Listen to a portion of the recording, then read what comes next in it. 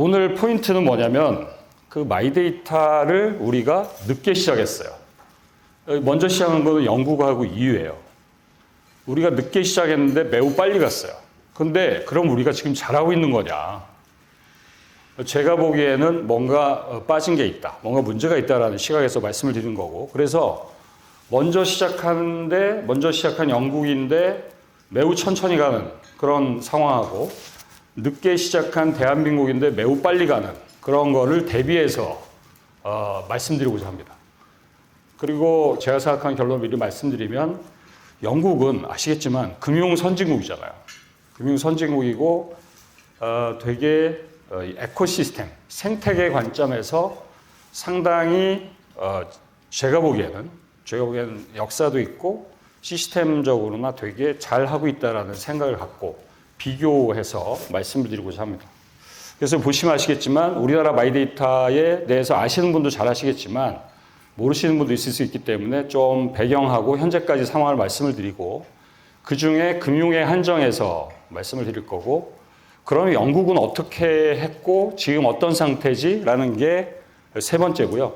마지막은 그러면 우리는 여러분들은 종사하시는 분도 계실 거고 금융업계에 학계에 계신 분도 계실 거고 아니면 정책적 관점에서 그럼 도대체 뭘 어떻게 해야 되느냐 이런 부분으로 진행하도록 하겠습니다.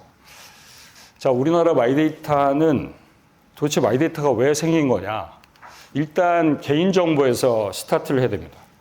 자, 개인정보는 어떻게 분류가 되어 있냐면 이 개인정보 우리가 개인정보에 대해서 되게 보안을 강조하잖아요. 시큐리티.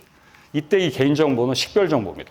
개인정보가 있고 그 다음에 민감정보가 있어요. 민감정보는 아시겠지만 그 주로 건강이나 의료, 범죄 이런 거 관련된 거라고 보시면 되고 그 다음에 익명정보가 있습니다. 이거는 아무 문제가 없어요. 그러니까 누군지 알 수가 없기 때문에 누구 식별이 안 되는 거는 그래서 기존의 법 체계에서는 이 세 가지가 있었습니다. 그리고 유통할 수 있는 거는 처리할 수 있다는 게 처리의 개념인데 법적으로 처리.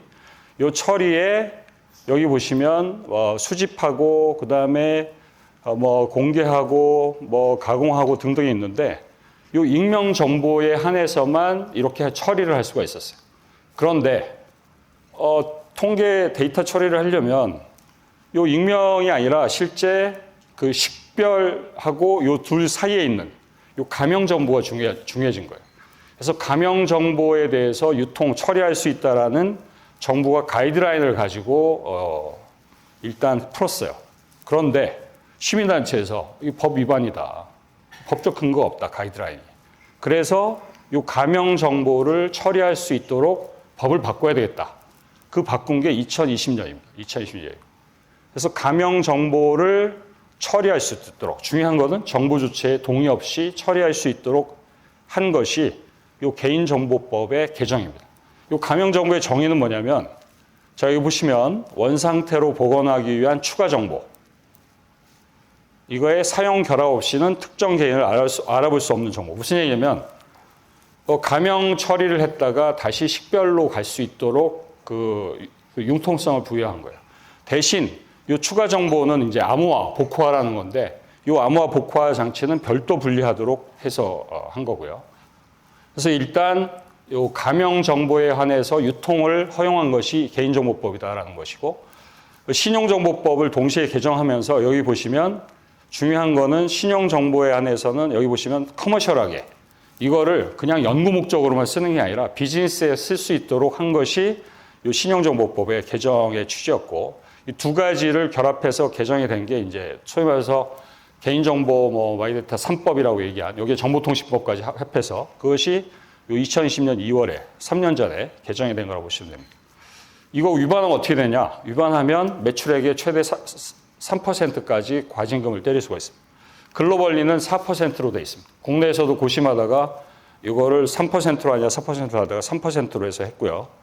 그렇게 해서 일단 가명 정보를 처리할 수 있도록 했다. 그런 다음에 이제 개인정보법 말고 신용정보법으로 들어오면 자 개인정보가 있고 개인 신용정보가 있습니다. 그럼 신용정보에 대해서는 또 종류가 뭐냐? 세 가지가 있습니다. 하나는 신용도. 자, 채무 불이행이라든지 이런 우리가 얘기하는 그 기록에 남는다. 저 블랙리스트에 올라갔다 얘기하는 신용도가 있고, 그 다음에 신용 거래 능력, 소득하고 재산하고 관련된 것들입니다. 납세, 실적.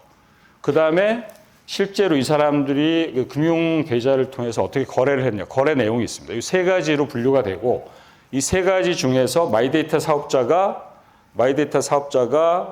처리할 수 있는 것은 이 거래 내용에 관한 겁니다. 거래 내용. 그리고 이거는 공공정보에 해당이 됩니다. 공공. 그래서 이 정보를 받으려면, 자, 금융회사에서 당연히 대출할 때 이 사람 기록을 봐야 되는 거고, 그 기록을 받을 때는 신정을 통해서 받도록 되어 있습니다. 신용정보 집중기관을 통해서 신용정보 이용자가 받도록 되어 있고, 그래서 이 신용도, 신용거래 능력하고 거래 내용에 대한 정보가 분리되어 있다. 이렇게 보시면 되고. 자, 마이데이터라는 것이 뭐냐면, 여러분들이 금융거래를 하시고, 카드거래 하시고 뭐 다 하시는데, 이 정보를 제가 파악하려면 다 일일이 들어가야 되잖아요. 은행 들어가야 되고, 증권사 들어가야 되고, 보험사 들어가야 되고, 카드사 들어가야 되고, 다 해야 되는데, 이거 너무 번거롭고 불편하잖아요. 그러니까 이거를 내가 다 모아서 좀 봤으면 좋겠다. 라는 게 첫 번째입니다. 그래서 내 데이터를 왜 내가 다 모아서 못 보냐. 이게 정보 주권, 데이터 주권하고 관련된 거죠. 그래서 내가 요청해서 내 정보를 다 모아서 좀 보여줘. 라는 요청권이 일단 있습니다. 그게 바로 요 전송 요구권이 있어요. 근데 제가 이걸 모아가지고, 여러분들 여기 계신 분들이나 저 같은 경우 데이터를 쫙 모아가지고 엑셀로 뭐 정리를 하고 뭐 해서 관리를 하거나 뭔가 분석을 하거나 할 수가 있는데, 그렇지 못한 경우 있잖아요. 그러면은 나 말고 제3자, 주는 사람도 아니고 저도 아니고 아닌 제3자, 이게 마이데이터 사업자입니다. 본인신용정보관리회사. 이 서드 파티인 제3자한테 요청을 한 거예요. 내 걸 네가 좀 대신 모아줘.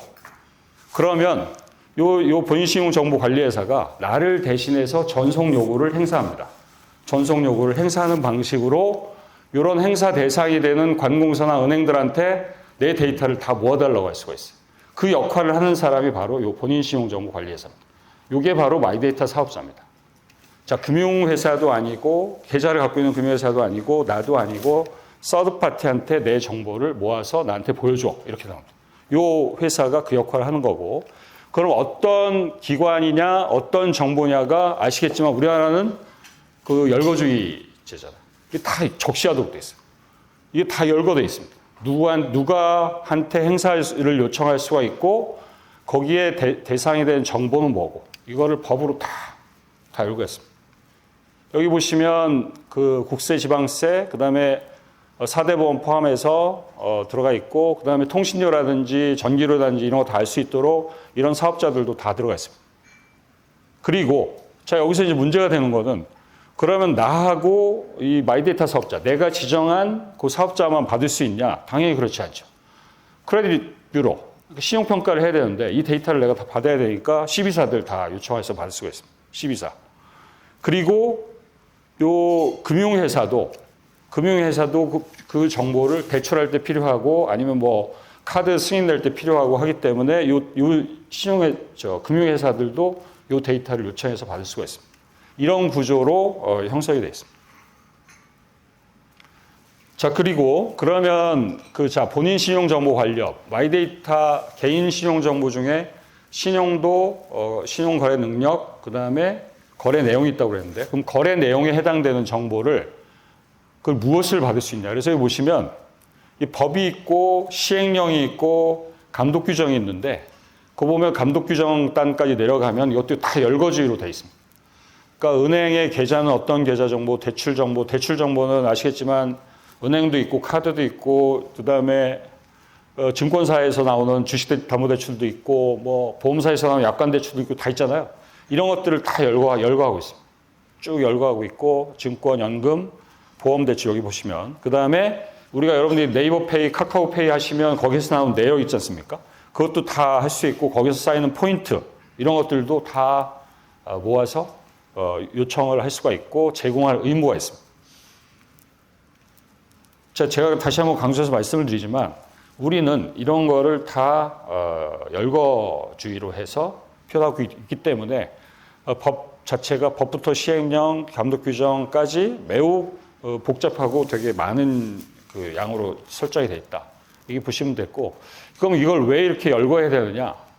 이게 개인신용정보는 가장 안전한 방식으로 유통이 돼야 되고 전달이 돼야 되니까 이거를 모두 API로 해서 구축을 해야 돼요.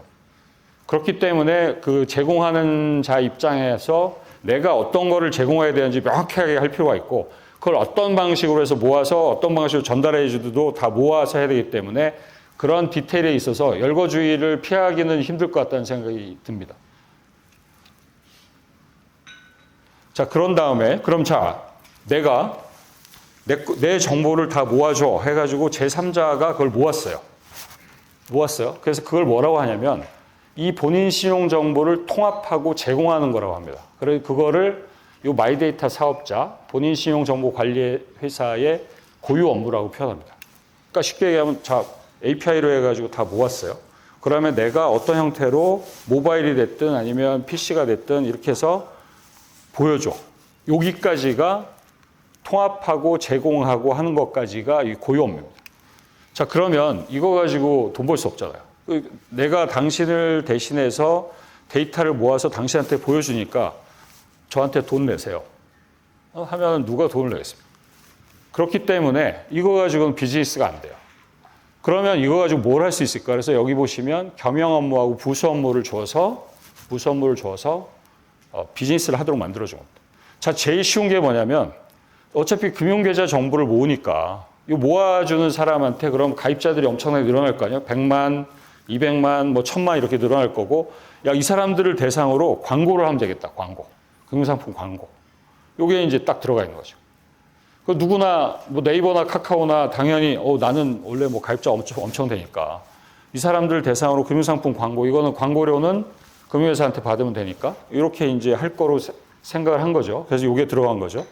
그 다음에 기업의 일반 광고도 충분히 됩니다. 그래서 광고가 아주 손쉽게 할 수 있는 비즈니스라고 볼 수가 있고요. 그 다음에 좀 더 전문적으로 가면 야, 이 데이터를 가지고 분석해 준 다음에 나한테 자문을 해줄 수가 있잖아요. 자문.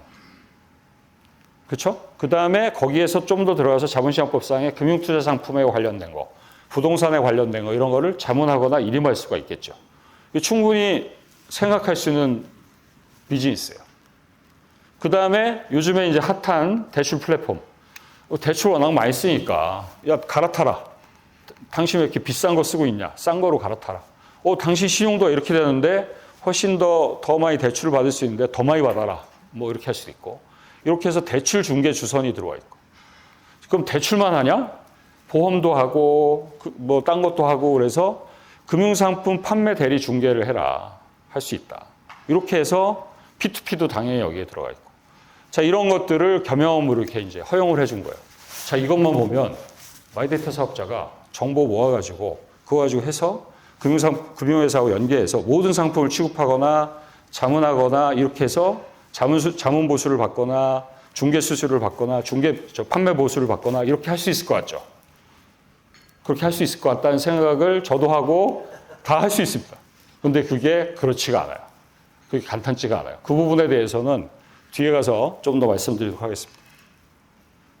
자, 그 다음에 현재 그럼 금융 마이데이터로 시작을 했는데, 자, 여기서 이제 그러고 나서 정부 차원에서 이게 가만히 생각하면 금융 마이데이터도 중요한데 우리가 제일 또 중요하게 생각하는 게 뭐예요?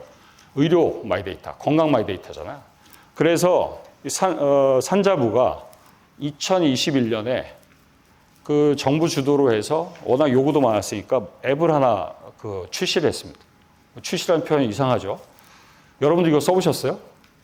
이게 뭐냐면 나의 건강기록이라는 앱이에요. 앱스토어 들어가시면 나의 건강기록 치시면 이거 딱 하고 내가 동의하고 요구하면 여러분들의 최근에 약국 가서 받은 약, 그 다음에 의료 가서 검진받은 거, 그 다음에 약 처방한 거, 그 다음에 여기는 빠졌지만 내가 최근에 건강검진 받은 거, 모든 기록이 여기 다 모아집니다. 그리고 그러고 나서 이 정보를 누군가 제3자한테 제공할 수 있는 것까지 만들어 놨습니다.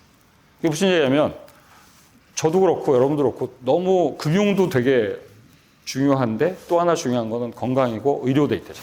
내 상태가 어떤지 그럼 건강검진 받고 나서 맨날 뭐 운동하세요, 뭐 술 줄이세요, 끊으세요, 뭐 다 하는데 그 제발 이 내 건강 기록이나 내 약품 이런 걸 누군가한테 주고 그 컨설팅을 받고 체계적으로 뭔가 하고 싶은 니드가 당연히 있는 거죠. 그래서 이걸 만들어 놨어요. 이걸 만들어 놨는데 중요한 건 뭐냐?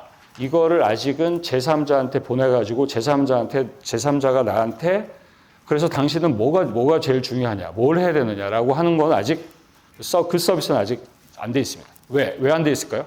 이거 워낙 민감한 정보잖아요. 이거 잘못 흘러나가면 엄청 큰 문제가 생길 테니까 아직 이게 커머셜라이즈, 다시 말해서 상업화는 안 됐습니다. 근데 이게 있다. 이게 있고 다시 말해서 말씀드리지만 금융하고 건강 데이터하고 또 다른 데이터하고 점점 통합이 되면 내가 누군가 그걸 그리고 나한테 어드바이스를 해주고 계속 체크해주면 나는 엄청 내 생활은 좋아질 것 같다라는 생각은 들죠. 근데 그 제3자를 신뢰할 수 있느냐? 이 문제는 여전히 있는 거고 이 정보가 과연 안전하게 유통이 될까? 이 부분에 대해서 상당히 걱정이 있는 것이고 자 이런 상황에서 자, 또 다른 진전이 있었습니다. 진전이 뭐냐면 자, 아까 법 체계가 어떻게 되냐면 개인정보법이 있고 신용정보법이 있었는데 그 전송 요구권은 신용정보법에만 있었단 말이죠. 근데 그거를 야 이걸 왜 신용정보만 해? 올리자. 모든 개인정보를 다 하자 그래서 개인정보법 자체를 또 개정했어요. 개정했어요. 그래서 3월 달에 개정이 됐고요. 9월 달부터 시행이 됩니다. 이건 뭐냐면 여기 보시면 개인정보, 이 개인정보를 자 아까는 여기에 뭐가 들었어요? 개인 신용정보 전송인데 그건 신정법이고 개인정보법 자체의 모든 정보, 모든 개인정보를 전송 요구권을 행사할 수 있도록 만들어 놓은 거예요. 그러면 의료정보나 뭐 이런 정보나 뿐만 아니라 모든 정보에 해당이 됩니다. 그리고 이거에 대한 그 이니셔티브는 아시겠지만 누가 갖고 있냐면 개인정보보호위원회가 갖고 있습니다. 그리고 이번 정부 들어서 이거를 되게 키우려고 많이 하고 있고 그래서 법 개정이 이루어졌고 그래서 개보위가 할 일이 제가 보기에는 엄청 많아요. 자 보세요. 금융 마이데이터 하는데도 여러 가지 지나는 과정을 했는데 이 범위가 이제는 그냥 무한정으로 확대가 된 거예요. 그리고 그거를 개보위가 다 현재 통할하도록 돼 있고 책임지도록 돼 있습니다. 여기 보시면 야 그러면 도대체 범위를 어떻게 잡아야 돼? 누구 대상을 어떻게 잡아야 돼? 이 생각이 날 수 있잖아요. 현재 법에는 그게 열거돼 있지 않습니다.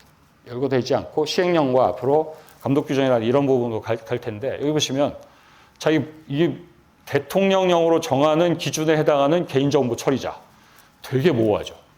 개인정보 처리하는 사람은 누구든 개인이 내 정보 전송을 요구하면 그거에 응해야 되는 건데 그러면 이게 자 구멍가게부터 대기업까지 엄청난 말이잖아요. 그러니까 이거를 무한정 열 수가 이게 피저블하지 않게 되니까 이거를 대통령령으로 정하도록 되어 있는데 이 기준은 아직 안 나와 있습니다. 자 그리고 그러면 자 정보가 그럼 정보의 대상에 대해서도 일단 가이드라인은 법에서 줘야 되니까 어떻게 되냐면 내가 동의한 정보는 내가 받을 수 있어야 된다. 이렇게 돼 있고 그 다음에 계약을 이행하거나 체결하는 과정에서 필요한 정보도 그것도 받을 수 있도록 해야 되겠다. 그리고 이게 이제 결국 이렇게 되겠죠. 개인정보보호위원회가 정한 정보. 이거는 대상이 되도록 만들어 놓겠다. 궁극적으로는 결국에는 정부가 정할 겁니다. 정부가 정하는 걸로 갈 거고 아직 그거는 아직 나오지 않았다는 거고. 자 여기서 중요한 거는 제3자가 필요하잖아요. 나는 당연히 받을 수 있는 거고.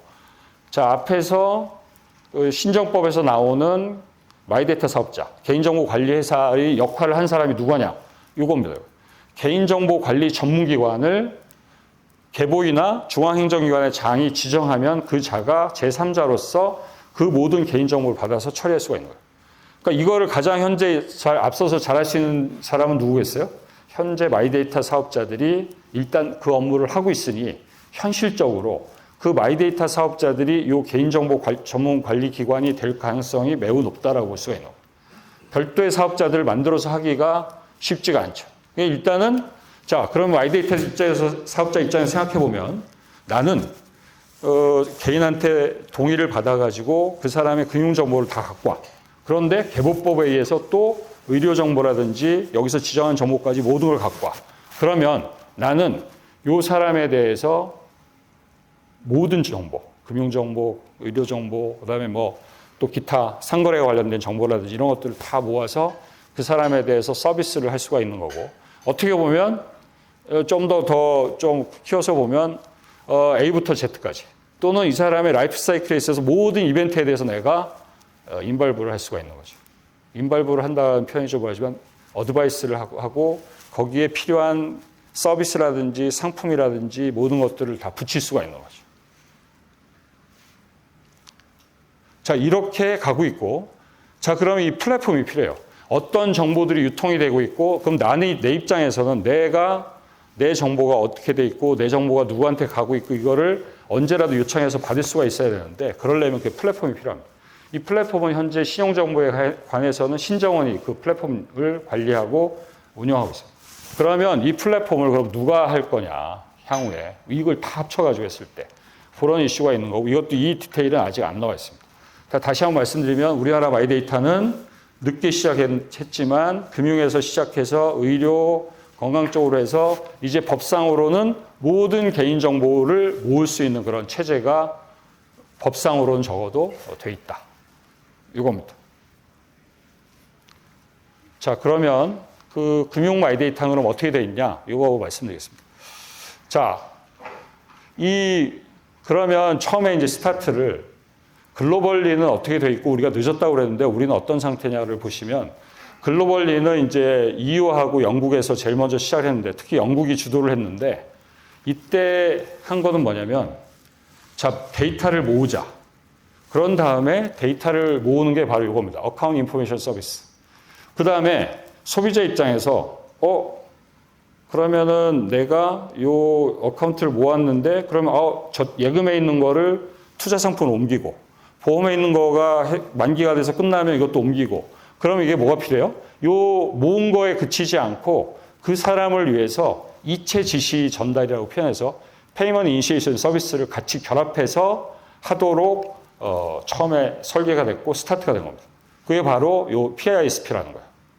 그래서 요걸 2018년에 시행했는데, 자, 우리나라는 요 두 가지를 같이 하려고 했는데 이게 이제 여러 가지 이슈가 있어서 요걸 못했습니다. 못하고 모으는 것만 일단 하자. 모으는 것만 일단 하자고 하는 게 요 바로 신정법 개정에서 시행한 거 마이데이터고, 우리나라는 요거를 뭐라고 불렀냐면 마이페이먼트라고 불렀어요. 마이페이먼트. 그러고 나서 요 지급지시 전달업이라는 거를 이런 업을 새로 도입을 하고, 요걸 가지고 전자금융거래법을 통해서 개정을 통해서 하자라고 이제 생각을 한 거예요. 생각을 했는데 여기서 이제 어떤 문제가 생겼냐면, 요 지급지시 전달업만 하면 괜찮은데 정부가 이제 좀 생각을 더 키운 거죠. 야, 종합지급결제사업자라는 걸 만들어가지고, 여러분들 언론에서 종지업자라고 들어보셨죠? 종합지급결제사업자를 만들어서 여기에다가 어카운트를 주고 이 어카운트를 가지고 다 할 수 있도록 하자. 이거를 이제 판을 키워서 이걸 가지고 계속 국회에 올린 거예요. 자, 이거에 대해서 누가 반대를 했죠? 한국은행이 반대를 했습니다. 그건 사실상 은행이다. 그리고 학계에서도 시민단체에서도 다 반대를 했어요. 사실상 그 은행을 하는 건데, 그러면 차라리 은행업 라이센스를 줘서 하는 게 낫지, 종합지급결제사업자로 해가지고 그렇게 되면 하는 입장에서는 뭐 지급결제, 특히 소액결제 쪽에서의 시스템의 어떤 불안정을 초래할 수 있고 이게 근간이 훼손될 수 있다라는 강한 반대에 부딪혀서 아직까지도 이게 개정이 안 되고 있습니다. 그래서 요거는 지급지시 전달업의 이슈가 아니고 종합지급결제사업자 이슈 때문에 이 부분은 글로벌하고 달리 이건 아직 우리나라에 도입이 안 된 상태다, 이렇게 보시면 될 것 같고, 그래서 현재 우리는 이 반쪽짜리 AISP에 해당하는 것만 서비스를 하고 있는 거다라고 보시면 될 것 같습니다. 자, 이게 정부가 처음에 이제 그린 생태계예요. 이게 너무 참 좋죠. 자, 공공정보, 금융정보, 비금융정보, 여기 보시면 이런 것들을, 이게 이제 앞으로의 세상이라고 볼 수 있죠. 모든 정보가 민감정보는 일리고 가고 데이터 전문기관을 거쳐서 그것이 여기서 비즈니스 하고 싶어하는 핀텍이나 금융회사나 빅텍이나 가서 해서 여기에 뭔가 지금까지 못했던 새로운 서비스, 그리고 동일한 서비스는 훨씬 더 코스트가 낮게 정부 주체한테 딜리버리가, 서비스가 제공될 것 같은 그런 아주 이상적인 형태의 이제 생태계를 생각을 한 겁니다. 근데 이제 제가 보는 관점은 이게 결국에는 마이데이터 사업자하고 이거는 금융상품 유통하고 관련될 수밖에 없고, 앞서 말씀드린 대로 경영업료를 보시면 자문부터 대리 중개까지 다 들어가 있고, 그렇죠? 대출해서. 그렇기 때문에 결국에는 금융상품이 이 마이데이터 사업자가 직접적으로 관리하는 이 정보를 통해서 어떤 식으로 이 기존의 금융상품이 유통이 되느냐, 이런 과정에 마이데이터 사업이 있다라고 저는 보는 거고요. 그렇기 때문에 이거를 아주 약간 좁혀보면 금융상품의 유통에 있어서 이 마이데이터 사업자가 어떤 역할을 할 것인지, 그리고 이 역할을 하는 데 있어서 모든 분석 엔진이나 알고리즘을 자기가 갖고 하는 방법이 있을 수가 있고, 이 외부 업체랑 같이 하는 경우가 있을 수 있고, 이런 데이터 중개 결합기까지 포함해서 이런 방식으로 금융상품이 유통되는 방식에 있어서 핵심적인 역할을 할 수 있지 않을까라는 생각을 하는 거고요. 그 다음에 또 하나는 최근에 아시겠지만 요 챗GPT가 적용이 되기 시작하면서 요 역할을, 금융소비자하고의 커뮤니케이션 역할을 사람이 하지 않고 요 AI가 하는 겁니다. 챗GPT의 AI가 앞으로 역할을 담당할 거라고 보는 거고, 장기적으로는 요 커뮤니케이션은 계속 진화하게 될 개인 인공지능 비서가 담당하고, 매뉴팩처링은 여전히 제조회사가 하고, 그리고 중간에 마이데이터 사업자가 데이터를 기반으로 해서 최적의 상품이나 아니면 요율을 제공하는 업무를 하게 되는 그런 방식으로 앞으로 갈 거다. 이렇게 생태가 형성이 될 거다라고 저는 보고 있습니다. 지금 마이데이터 사업자, 여러분들이 비즈니스 하는 사람이라고 생각하면 이거는 이 데이터가 열린다는 거는, 그리고 앞서 말씀드린 대로 금융 데이터뿐만 아니라 건강 데이터, 모든 데이터가 열린다는 거는, 이거는 엄청난 거고, 이거는 금융산업만 해당이 되는 게 아니고 전 산업에 있어서 맨 앞에 프론트를 담당하는 역할을 하게 되는 거예요. 이거는 금융이네? 저쪽으로 가고, 이거는 통신이네? 저하고, 이거는 헬스케어네? 이쪽으로 가고, 이거는 레저네? 이거는 엔터테인먼트네? 맨 앞단을 요 데이터를 갖고 있는 요 사업자가 담당할 수가 있는 거예요. 그렇기 때문에 금융회사들은 무조건 들어와야 되는 거고, 왜냐하면 자기 고객을 뺏길 수가 있고 자기 고객 저점을 상실할 수가 있기 때문에 무조건 들어와야 되기 때문에, 여기 보시면 엄청 들어와 있고, 자 보시면 여기에 보면 토스, 네이버, 카카오에서 빅텍 업체들 다 들어와 있고, 통신사들도 다 들어와 있습니다. 지금 현재 유통회사들은 안 들어와 있는데 제가 보기에는 유통회사들도 다 들어올 거라고 봅니다. 결국에는 B2C 쪽에 의미 있는 개인 고객들을 갖고 있는 사업자들은 다 들어온다고 보시면 됩니다. 현재 참여하고 있는 업체들이 이렇고 신청하고 있는 업체들이 이렇고, 이걸로 보면 한 90개 정도 예상이 되는데, 저는 한 100개 정도까지 해서 마이데이터 사업자가 들어올 거고, 앞서 말씀드린 대로 개인정보 유통까지 감안하면 이쪽을 B2C 업체들은 안 들어올 수가 없는 거죠. 자, 마이데이터 가지고 소비자 서베이를 했는데 여기 보시면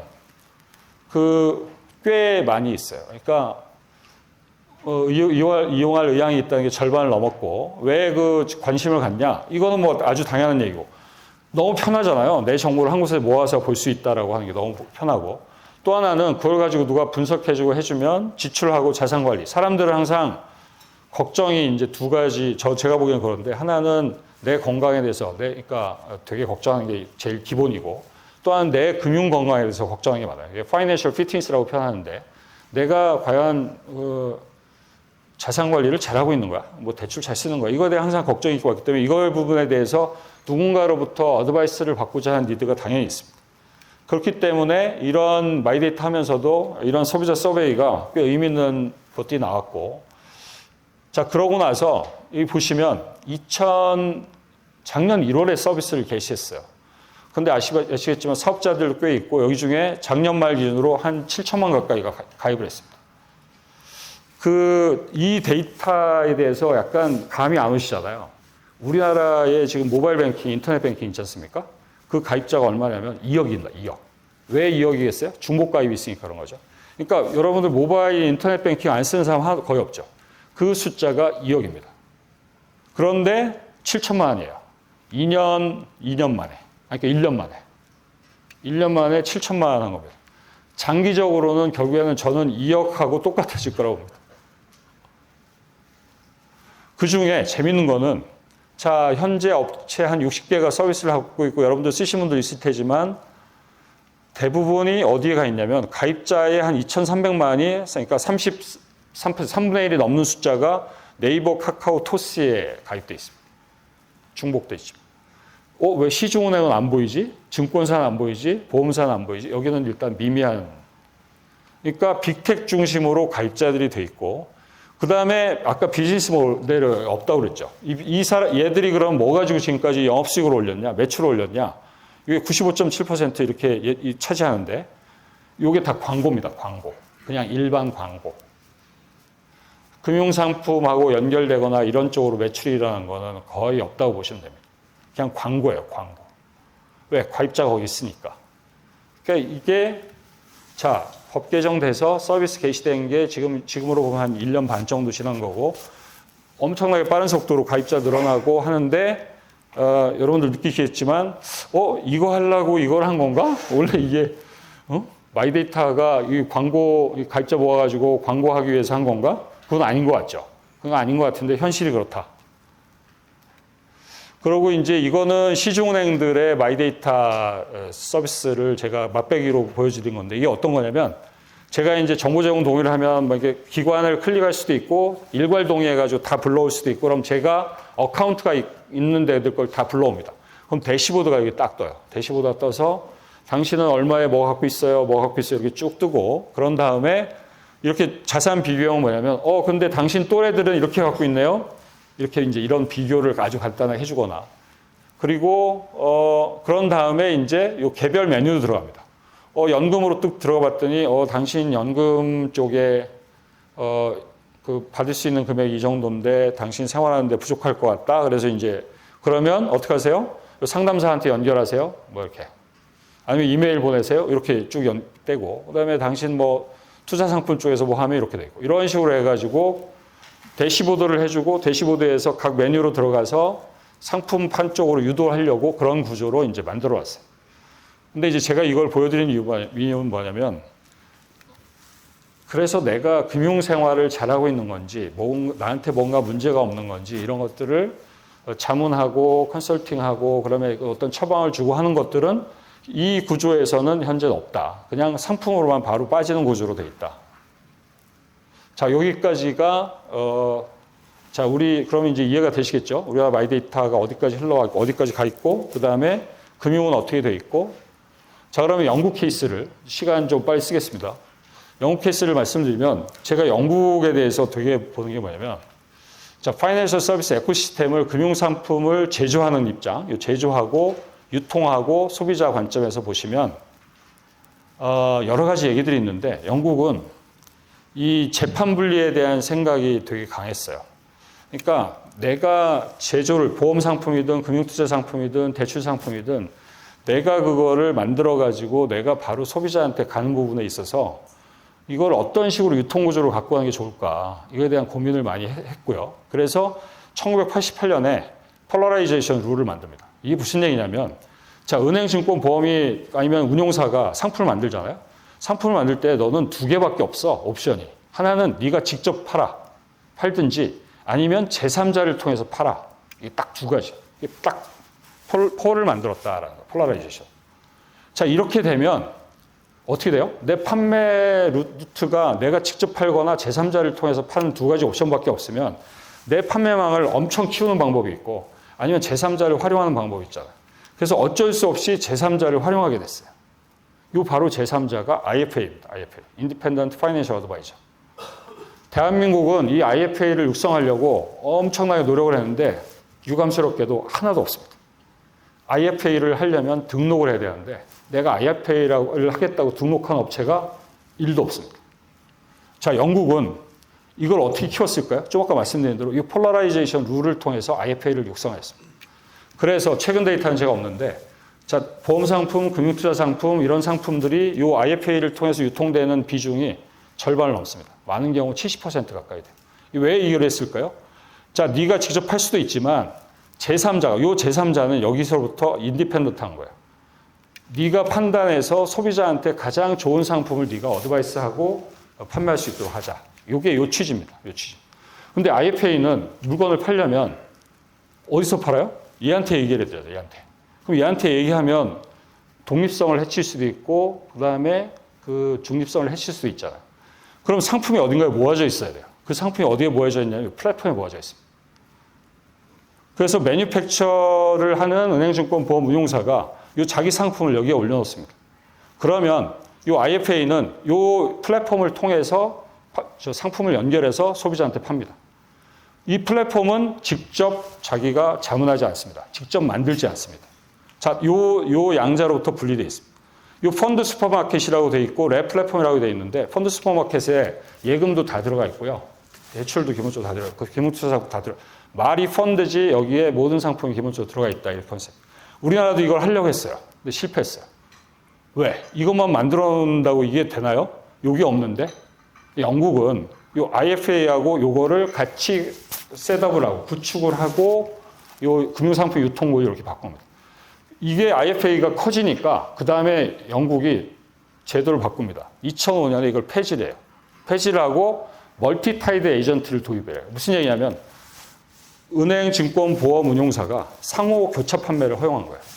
그러니까 네가 직접 타이드 에이전시뿐만 아니라 전속이 아니라 전속이 아닌 자들끼리 자유롭게 계약을 맺고 물건을 상품을 팔도록 한 거예요. 이게 바로 멀티타이드 에이전시입니다. 우리나라는 왜 IFA가 없나요? IFA가 제도상으로 있는데 그러니까. 말씀드릴게요. 좀 아까 말씀드린다면 저도 사실은 IFA를 하고 싶어 했어요. 너무도 좋잖아요. 제조업자로부터 독립되어 있는 입장에서 하고 하는데 이 IFA가 물건을 팔려면 이게 자문을 하려면 자문에서 그치면 자문 가지고 내가 보수를 받아야 되잖아요. 대한민국에서 자문 가지고 보수를 내는 소비자는 하나도 없습니다. 이 IFA는 누구로부터 보수를 받아야 되면 여기한테 못 받습니다. 여기한테 받아요. 보수를 받을 때 소비자한테 받아야 돼요. 절대 이 매뉴팩처러한테 못 받습니다. 그게 첫 번째고 두 번째는 이 물건을 팔려면 이 사람하고 연결이 돼 있어요. 물건을 내가 갖고 있어야 그걸 가지고 딜리버리를 하죠. 그러면 이 플랫폼이 있어야 돼요. 플랫폼. 우리는 이 플랫폼이 없어요. 여기서 이제 질문을 하죠. 무슨 소리예요? 대출 플랫폼 지금 있잖아요. 이렇게 할 수 있잖아요. 근데 이 대출 플랫폼을 뒤에서 말씀드리기도 누가 하죠? 다 할 수 있습니다. 제조업자도 대출 플랫폼을 할 수 있습니다. 하나은행, 신한은행 다 할 수 있습니다. 카카오, 네이버 다 할 수 있습니다. 그 다음에 아무것도 없는 핀텍도 할 수 있어요. 그럼 중요한 건 뭐냐면 플랫폼이 있으면 물건이 있어야 팔죠. 그 물건이 얘네들이 제공하지 않으면 그만이에요. 그러니까 우리가 IFA가 왜 안 되는 것 중에 하나면 IFA가 내가 IFA입니다. 나한테 물건 주세요 하면 제조회사들이 물건 안 주면 내가 팔 수 있는 게 없어요. 내 자문해서 중개할 수 있는 게 없어요. 결정적으로 또 하나는 뭐냐면 우리나라는 법체계가 영국은 판매 관점에서 접근한 거야. 네가 판매를 할 때 네가 직접 팔거나 제3자의 자문을 거쳐서 팔아. 이렇게 돼 있어요. 근데 우리는 요 판매할 때 여기를 통한 중개를 막아놨습니다. 너는 자문만 해. 그러고 판매를 따로 하는 쪽에서 대리 중개하는 데서 이루어져야 돼. 이렇게 벽을 쳐놨어요. 그래서 안 됩니다. 그리고 안 되고 정부도 항상 그러죠. 여기 너무 취지가 좋으니까 등록을 하세요. 다시 한번 말씀드리지만 하나도 없습니다. 왜냐하면 이렇게 해도 비즈니스가 안 돼. 비즈니스 할 수가 없어요. 자, 영국은 왜 되느냐? 이걸 다 오랫동안 만들어 왔기 때문에. 자, 어제 그 은행업 인가에 대해서 발표가 났잖아요. 그 처음에 얘기했던 게 첼저 뱅크 모델을 한 거예요. 영국의 첼저 뱅크처럼 우리도 스몰 라이센스 형태가 됐던 소형 은행을 많이 주겠다라고 해서 처음에 스타트를 했는데 SBB 사태가 터지고 나서 후퇴를 한 거죠. 자, 영국은 가만히 보세요. 이 폴라라이제이션 룰을 해서 이 유통 구조를 정비를 했습니다. 그러고 나서 글로벌 금융위기가 중국에 터졌죠. 터지고 나서 영국 당국이 야, 이거 문제가 많다. 너무 과점화가 심화된다. 그래서 2013년에 별도 기구를 만들어서 챌린저 뱅크를 도입을 했습니다. 그러고 나서 30개를 허용했어요. 30개를 새로 내줬어요. 그 중에 인가 취소한 게 또 3개가 있어요. 이게 무슨 얘기냐? 우리나라는 한번 인가 내놓으면 절대 망하면 안 돼. 이렇게 돼 있죠. 영국은 30개 인가준 중에서 3개인가 4개인가를 인가 취소를 하거나 없앴습니다. 왜? 일단 해. 그러고 나서 문제 있으면 취소해버려. 이렇게 돼 있는 거고. 자, 제가 말씀드린 포인트는 뭐냐면 이 챌린저 뱅크까지 했음에도 불구하고 여전히 경쟁에 문제가 있다라고 봐서 요 오픈 뱅킹, 요 마이데이터, 우리식의 마이데이터를 2018년에 한 겁니다. 그러니까 되게 시각이 다른 거예요. 영국하고 우리가 보는 금융 관점하고. 자, 여기 이게 이제 여기는 좀 많이 넘어갈게요. 자, 영국은 2018년에 그 마이데이터, 오픈 뱅킹을 하게 된 이유가 누가 나섰냐면 우리식으로 하면 공정위가 나섭니다. 2017년에 리테일 뱅킹을 공정위가 딱 들여다봤더니 야, 이거 너무 과점화가 심화돼 있고 경쟁이 제한돼 있다. 그래서 여기다 경쟁을 도입해야 되겠다. 그래서 사실은 우리나라의 공정위에 해당하는 CMA가 이거를 처음에 이니시에이트 한 거예요. 그러고 나서 자, 여기서 뭐라고 썼습니까? 여기 보시면 자, 프라이스 오픈, 띄어낸다. 리스트릭티브 그립. 자, 은행들이 커스터머하고 그 고객과 그 계좌 정보를 독점하고 있는 거를 덜어내야 된다. 끄집어내야 된다. 이 얘네들이 갖고 있는 데이터를 제3자한테 오픈해야 된다. 그래야 된다라고 이 CMA가 문제 제기를 하고 그런 다음에 그렇게 했을 경우에 어떤 효과들이 발생하냐? 결국엔 모든 게 다 소비자 후생으로 갈 거다. 그리고 연간 효과는 이렇게 될 거다. 이게 연간 매출 개념이고 이런 식으로 한 거고요. 자, 그래서 2018년에 1월에 이걸 하고 나서 최근 데이터죠. 그 얼마나 많은 사업자들이 생겼느냐. 여기 보시면 서드 파티가 중요하잖아요. 서드 파티가 계좌는 안 갖고 있어요. 근데 계좌 정보를 받고 이체 지시를 하고 이런 것들 역할을 하는 건데 이 서드 파티가 무려 254개가 생겼습니다. 그 중에 또 어카운트 제공자는 또 93개입니다. 처음에는 CMA9만 의무적으로 됐는데 모든 업체들이 들어올 수밖에 없죠. 카드회사, 온라인 전자금융거래업자 이런 업체들이 다 들어와서 이렇게 생태가 형성이 돼 있고 그 다음에 지금 사용자는 700만입니다. 700만 중에서 SM리가 75만이에요. 여기서 이제 한 가지 의문이 들죠. 우리나라는 마이데이터인데 여기는 왜 SM리가 있죠? 자, 영국은 개인, 소위 말해서 개인 사업자들, 그리고 소형 업체들도 자기 계좌를 다 모아서 자기한테 요구를 하는 그런 서비스를 할 수가 있습니다. 그러니까 우리나라는 SM리가 대상에서 아예 빠져 있습니다. 빠져 있고 그럼 이 서비스는 안 하냐? 이 서비스를 하는 업체들이 시장에 있습니다. 있고 어쨌든 요거는 빠져 있고 영국은 들어가 있다. 자, 영국에서 이 재미난 표현 제가 있어서 항상 쓰는 건데 말씀드리면 자, 영국은 3%만 어카운트로 옮긴대요. 매년에. 전체 대상에. 근데 이거는 이혼율보다도 낮다라는 겁니다. 그러니까 이혼 선택이 쉬워, 계좌 옮기는 게 쉬워 하면 이혼이 훨씬 쉽다라는 거예요. 그만큼 안 옮긴다는 거예요. 그런 상황에서 영국이 이런 조치들을 해서 계좌 간 이동을 촉진하고 경쟁을 촉진하려고 했다라고 보시면 되겠고, 자, 아까 말씀드린 대로 그 수많은 업체들이 생겨났고 그 업들이 특히 대출을 중심으로 해서 서비스를 했는데 여기 보시면 그래서 어떤 일들이 많이 발생했냐. 제3자가 그럼 무슨 서비스를 제공했냐. 여기 보시면 영국도 처음에는 누가 제일 많았어요? 요 대출 비교. 대출 갈아타는 거가 제일 많았던 거예요. 베러 바로잉이 제일 많았어요. 보시면. 그런데 점점 어디로 가요? 이쪽으로 가요. 자, 내가 금융 의사결정을 하는데 근데 금융 의사결정이 뻔하죠. 가입하고 추가 납입하고 아니면 투자 운용 어떻게 하고 해지하고 뭐 이런 건데 이게 훨씬 더 커졌습니다. 결국에는 의사결정을 어떻게 할 수 있도록 도와주느냐. 그 다음에 또 하나는 페이먼트. 영국은 PISP가 같이 있으니까 페이먼트를 어떻게 효과적으로 하느냐. 이 두 가지 중심으로 해서 제3자 서비스가 이루어지고 있다는 거고 이 제3자 서비스를 제공하는 데 있어서는 아까 말씀드린 고객은 둘이고 그중에 내가 직접 하는 것도 있고 그 다음에 또 하나는 이게 바로 제가 하는 역할입니다. 이 AISP 또는 PISP가 역할을 제대로 할 수 있도록 솔루션을 제공하거나 아니면 플랫폼을 제공하는 사업자들이 되게 많습니다. 이렇게 해서 이 비즈니스나 이 생태계가 굴러가는 거죠. 자, 영국이 해봤어요. 해봤더니 야, 이거 은행 계좌나 카드 계좌나 온라인 계좌만 하지 말고 전체를 확대하자. 세이빙, 모기지, 펜션 펀드, 인베스트먼트, 인슈런스 다 하자. 그래서 2021년에 이때 이제 FCA가 나섭니다. 우리식으로 얘기하면은 금융위가 나선 거죠. 금융위가 나서서 금융위나 감독원이 나서서 야, 이거 업계한테 이제 의견을 물어봐요. 야, 근데 해보니까 이거 너무 좋다. 그러니까 이제 그 계좌를 확대하자. 계좌 확대해서 항상 받는 거는 뭐냐면 얘네들은 화두가 딱 두 개예요. 경쟁하고 혁신이에요. 딱 두 가지 화두로 해서 가자. 그리고 실제 도입하면 모든 게 다 들어올 거고 그럼 여기에다가 PFM 제시법에 대해서 모든 걸 모아서 인베스먼트나 아니면 모기지나 모든 영역에 있어서 좀 더 나은 서비스나 아니면 코스트를 낮추자. 그럼 기존에 있는 금융회사들은 아무런 효과가 없냐? 기존에 있는 금융회사도 효율성이 개선이 되고 새로운 서비스 만들 수 있고 그다음에 모든 데이터들을 모아서 하니까 대출 의사결정이나 이런 부분에 있어서 훨씬 더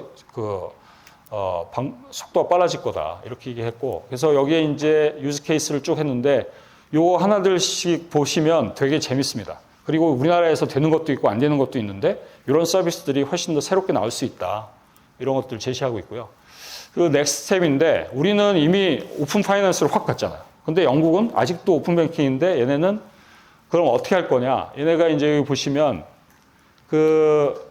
우리식으로 하면 산자부죠. 우리식으로 하면 산자부인데 여기서 요 전체 데이터를 총괄하는 역할을 하고 있습니다. 여기 보시면 자, 섹터별로 보면 오픈 뱅킹이나 오픈 파이낸스를 FCA 쪽에서 하고 있고, 그 다음에 통신 쪽에서 오픈 커뮤니케이션 하고 있고, 에너지 쪽에서도 또 이것도 마이데이터로 읽어야 되는지 모르겠지만 마이데이터로 해서 읽고 있고, 그 다음에 우리나라 연금 포털이라는 펜션 대시보드 이렇게 해서 각 부서에서 하고 있는 것들을 총괄해서 하자. 총괄해서 해서 그거를 스마트 데이터로 가자. 그러니까 방향성은 다 똑같아요. 다 이제 확대하고 넓히자. 이렇게 가고 있고. 그걸 하기 위해서 여기 보시면 FCA하고 이건 페이먼트 시스템 레귤레이터입니다. 그러니까 이체 쪽하고 그다음에 재무부하고 경쟁당국. 중요한 건 아까 말씀드린 영국은 항상 우리 식으로 하면 공정위가 항상 껴요. 공정위가 껴요. 같이 해요. 그래서 조인트로 해서 오버사이트 커뮤니티를 만들어서 향후에 이거를 계속 확대하고 거버넌스 만들고 효율성 개선하는 쪽으로 가자. 그리고 그거를 앞으로 2년 내에 여기 보시면 2025년까지 하자.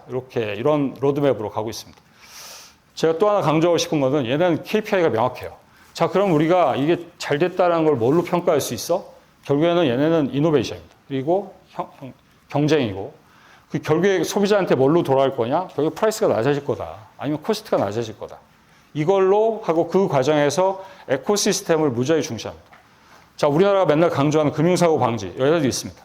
자, 금융사고가 또 낮아져야 된다. 떨어져야 된다. 그리고 소비자 보호 확실히 지켜야 된다. 이런 KPI를 가지고 하고 있습니다. 자, 마지막으로 주요 이슈와 가지고 말씀드리겠습니다. 자, 저는 이게 사실상 발제인데 마이데이터 사업자들 걸 보시면 아무런 차별성이 없어요. 차별성이 없어요. 자, 차별성을 가지려면 여기 밸류 프로포즈를 해야 되는데 이 모든 걸 다 하기가 매우 어렵습니다.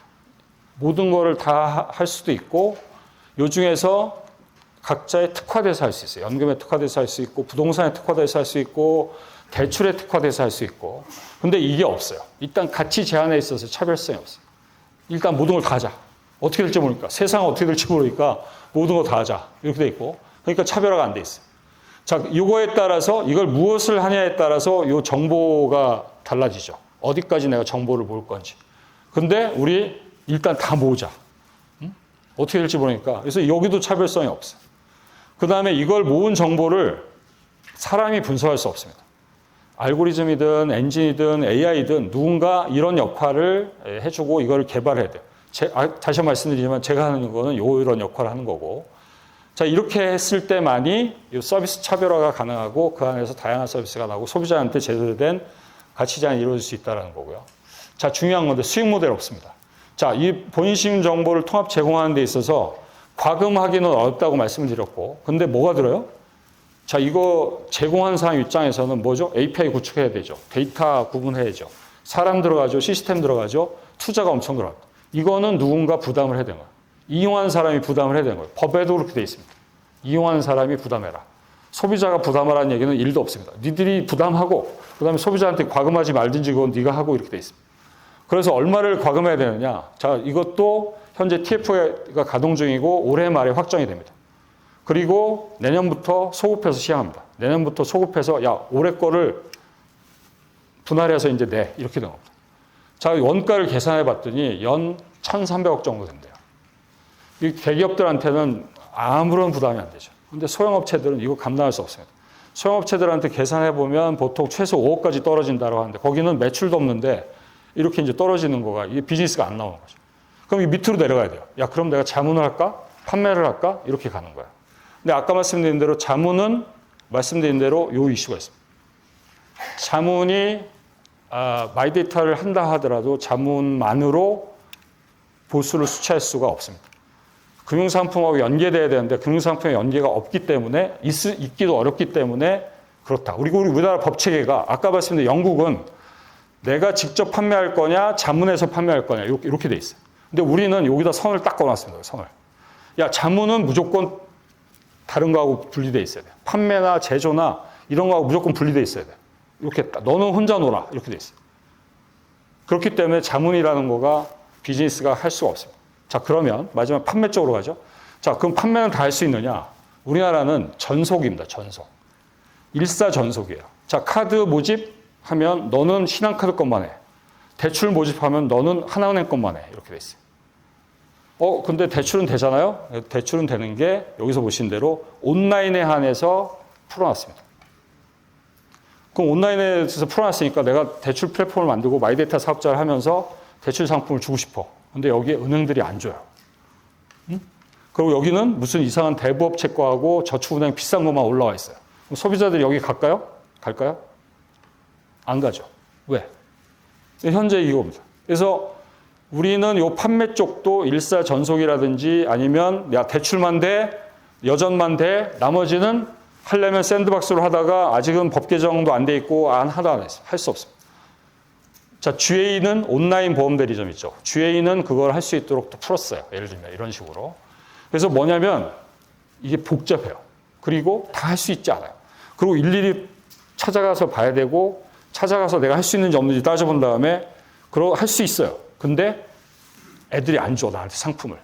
제조업자들이 안 줘, 나한테. 왜? 영국 같은 플랫폼이 없어요. 중립적인 플랫폼이 없어요. 자, 그러다 보니까 여기 말씀드린 대로 자, 판매 쪽은 법인 보험 대리점 보험 중개사는 다 할 수 있지만 기본적으로 나머지는 일사전속으로 묶여 있고 제조업자들끼리는 어떻게 했어요? 제조업자들끼리는 방카슈랑스나 복수 펀드 판매해서 제조업자들끼리는 서로 다 판매할 수 있어요. 제3자가 여기에 낄 수가 없어요.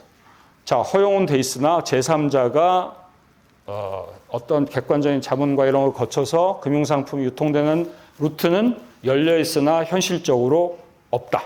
불가능하다. 자, 그리고 이런 와중에 금융회사하고 빅테크의 이제 싸움이 전개가 되는 거고 이 과정에서 상호 침투를 정부가 허용하고 있는 겁니다. 야, 금융회사도 이제 비금융 업무 할 수 있어. 그리고 그 비금융회사, 통신사나 아니면 빅테크나 이런 데들도 니들도 이제 금융 쪽으로 판매나 이런 유통 쪽으로 들어올 수 있어. 이렇게 돼 있는 거고 그 안에서 이 핀테크 육성한다고 하지만 쉽지 않다라는 거고. 자, 이코노미스티지에서 제가 갖고 온 걸 인용했는데 2020년 거라서 뭐 이게 지금은 뭐 한 3년 전 얘기, 4년 전 얘기인데 이게 맞아 이럴 수 있지만 저는 맞다고 봅니다. 이게 흘러가는 게 뭐냐면 현재 계속 비금융 쪽에서 진출을 했고 현재는 요게 요 단계입니다. 유통이나 통신 쪽 기반한 업체 슈퍼앱을 통해서 금융상품을 다 유통하고 있는 구조고 동남아 이런 데 가시면 아시겠지만 그 뭐 장난 아니죠. 그랩이나 고쟁이나 다 합니다. 그리고 우리나라도 여기 압력에서 큰 흐름에서 보면 벗어나기 어렵고 장기적으로는 결국에는 비은행 슈퍼앱이 금융까지 다 먹을 거다. 특히 유통뿐만 아니라 제조도 지배할 거라고 보는 관점이죠. 그 관점에서 여기 보시면 왜 이렇게 흘러갈 거냐. 이 보시면 결국에는 번들의 법칙이 작동을 한다는 거고 번들을 하려면 이 플랫폼이나 그리고 파이낸스도 인베딩 시켜놓고 이 자기만의 플랫폼, 자기만의 생태계를 확장하는 전략으로 갈 수밖에 없고 그럼 거기에 금융, 비금융이 다 결합되고 거기에 아까 말씀드린 대로 정보, 데이터가 다 결합될 수밖에 없고 그러면 기존 금융회사나 여기는 점점 더 밀려나갈 수밖에 없는 구조로 간다라는 거죠. 그게 이제 글로벌 트렌드다라는 거고 그 와중에 이제 이건 제가 핀텍 입장에서 핀텍을 지원하거나 도와주거나 이런 방식으로 접근하면 안 된다. 대등한 입장에서 경쟁하고 협력을 해야 되는데 그러려면 이 금융회사하고 플랫폼 사업자에 있어서의 인센티브 구조를 다시 한번 설계할 필요가 있다. 금융회사는 항상 치명적인 약점이 제조하면서 자기가 제3자로서 어드바이스하고 유통시키는 그런 어떤 이해상충 문제가 기본적으로 깔려 있습니다.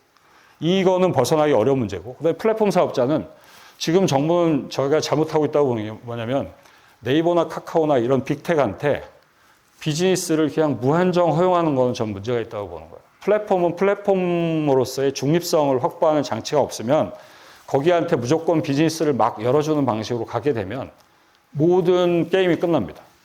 이 문제에 대해서 우리는 너무 안이하게 접근하고 있다라고 보는 거예요. 야, 요건만 되면 너도 해줄게 라는 방식으로 접근해서는 아까 말씀드린 바와 같이 영국과 같은 그런 생태계, 그런 건전한 생태계가 형성되거나 발전될 수가 없다. 이상입니다.